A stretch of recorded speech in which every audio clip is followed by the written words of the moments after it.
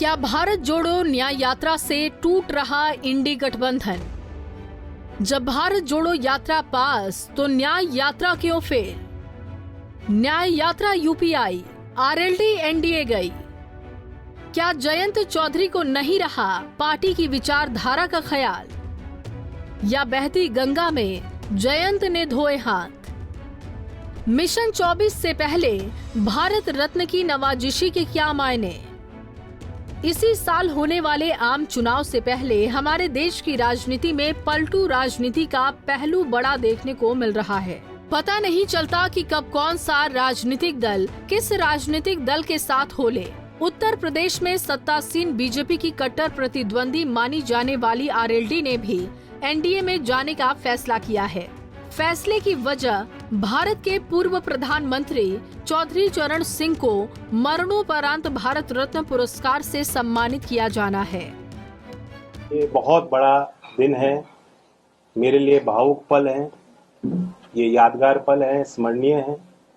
मैं भारत की महामहिम राष्ट्रपति जी को, भारत सरकार को और विशेष तौर पर प्रधानमंत्री नरेंद्र मोदी जी को, क्योंकि उनके विजन का हिस्सा है।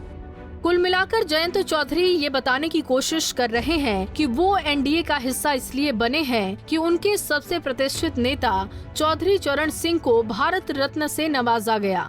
लेकिन जयंत चौधरी शायद ये भूल रहे हैं कि पार्टी की विचारधारा नाम की भी कोई चीज होती है जो उनके सोशल अकाउंट पर दिखती है। जयंत ने केंद्र की बीजेपी की सिर्फ तारीफ की और ये नहीं पूछ पाए कि ठीक लोकसभा चुनाव 2024 से पहले उनके सबसे प्रतिष्ठित नेता चौधरी चरण सिंह को भारत रत्न क्यों दिया गया।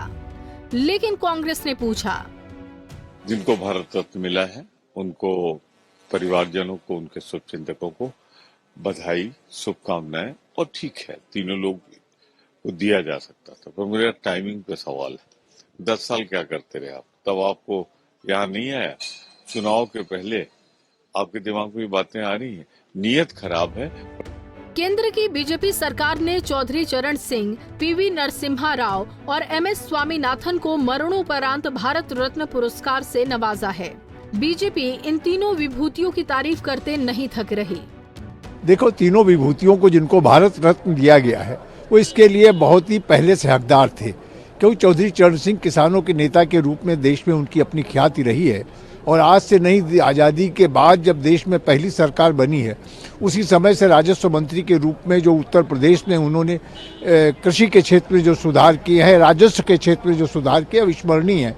और उसके देश के गृह मंत्री के रूप में जो देश में कानून व्यवस्था कायम करने का, प्रधानमंत्री के रूप में जो ईमानदारी के साथ सामाजिक जीवन जीने का काम 24 वर्ष किया, उसके लिए मैं समझता हूँ देश उनका हमेशा ऋणी रहेगा। उनको देकर के देश के किसानों को सम्मानित करने का काम किया गया।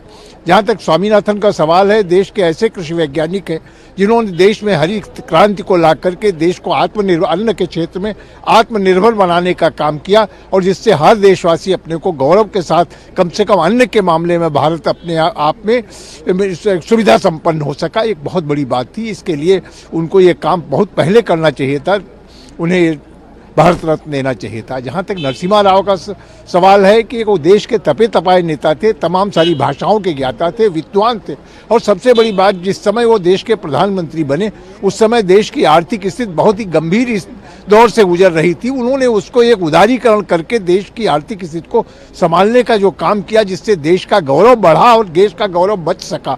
क्योंकि जिस समय वो प्रधानमंत्री बने तो उससे पहले देश का एक बड़ी मात्रा में सोना गिरवी रख करके देश की अर्थव्यवस्था को संचालित किया जा रहा था। ऐसे में उन्होंने देश को संभाला। तो इन तीनों विभूतियों को जो भारत रत्न दिया गया है, तीनों इसके हकदार थे। और मैं बधाई देना चाहूंगा भारत सरकार को, देश के यशस्वी प्रधानमंत्री को, जिन्होंने ऐसी विभूतियों को भारत रत्न देकर देश का सम्मान बढ़ाने का काम किया है। सवाल इस बात का नहीं है कि किसे भारत रत्न दिया गया, मसला इस बात का है कि अगर इसी तरीके से विपक्षी दल एनडीए का हिस्सा बनते रहें तो विपक्ष का नेतृत्व कौन करेगा? कांग्रेस अकेले कहां तक मोर्चा संभालेगी? ये सवाल बेहद गंभीर हैं।